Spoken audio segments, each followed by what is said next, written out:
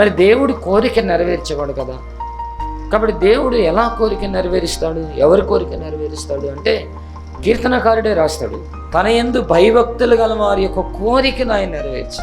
అది కోరికకి దేవుని యందు భయభక్తులకి సంబంధం ఉంది. దేవుని యందు భయభక్తులు గలవారు కోరుకున్నటువంటి కోరికని ఆయన నెరవేరుస్తాడు అనేటువంటి మాటని జ్ఞాపకం చేస్తున్నాడు. దేవుని యందు భయభక్తులు కలిగి ఉండటం ఎంత ముఖ్యమో మన జీవితానికి తెలియజేస్తూ ఉంది.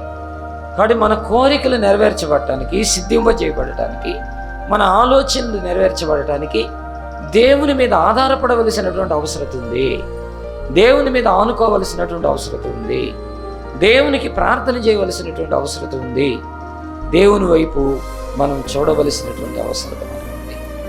అంటే మన కోరిక సిద్ధింపజేసి మన ఆలోచనలన్నీ కూడా నెరవేర్చబడాలంటే ఖచ్చితంగా దేవుని మీద మనం ఆధారపడాల్సిందే, మనము ప్రార్థన చేయాల్సిందే.